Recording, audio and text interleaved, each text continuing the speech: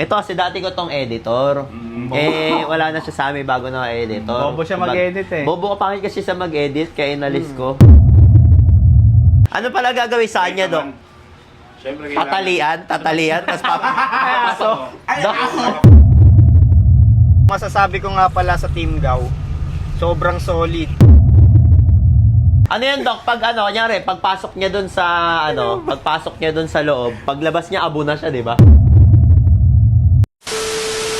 Andito tayo ulit ngayon. Siyempre, magla-livestream ulit tayo para sa inyong lahat. Siyempre, papunta tayo ngayon sa papunta tayo ngayon sa dental ko. Ngayon, kasi yung dental na pupunta namin, doon ako nagpapaayos ng ngipin. May papaayos din ako sa ngipin ko. Pero, kasama natin ngayon yung dati kong editor. Siyempre, yung dati nating editor na si Lawrence. Ngayon, siya kasi, bungal siya, wala siyang ngipin sa harap. Pero hindi na ito nagtatrabaho sa akin dati. Tinanggal mo na. Tinanggal ko na kasi ang pangit mag-edit. Bobo mag-edit. Oo, bobo siya mag-edit.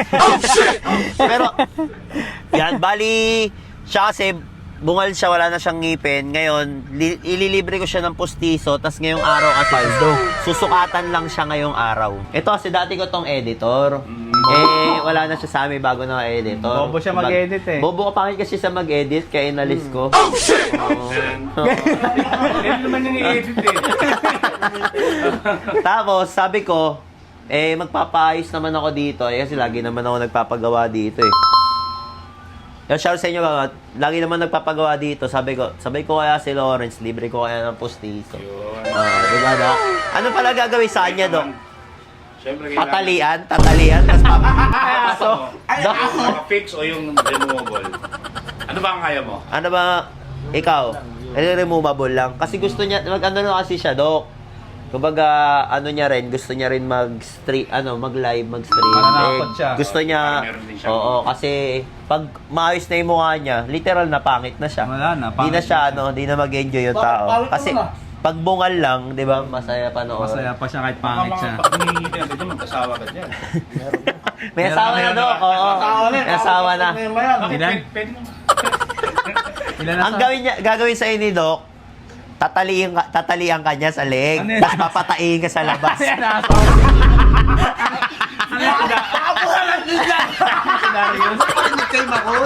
Ano yan, Doc? Pag kunyari, pagpasok niya dun sa loob, paglabas niya, abo na siya, di ba?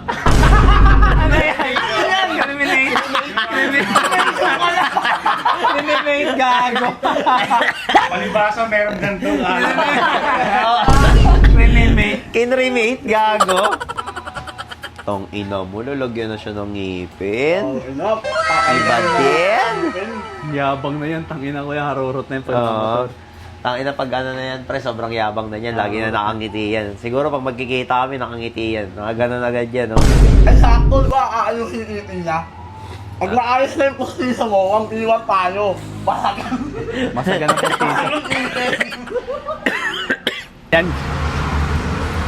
Doc, okay na si Lawrence, Doc? Okay na. Ang tingin? Pinastahan natin yung... Ay, pinastahan niya, no? Uy, grabe ka naman. Iba yung no? Dating. Patingin nga. Kasi ito, kanina, di ba? Barag-barag yan.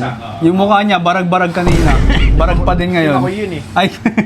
Tapos ngayon, pasalamat ka naman kay Doc. Dito ka kaya muna, maglinis ka muna dito 1 week. Doc, Oo. salamat, Doc.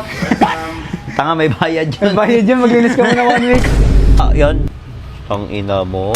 Pre, salamat. Pinapogi mo. Ano masasabi mo na kahit wala ka na sa grupo namin, pero, di ba, ginawan pa rin kita ng, nagregalo pa rin ako sa'yo, di ba?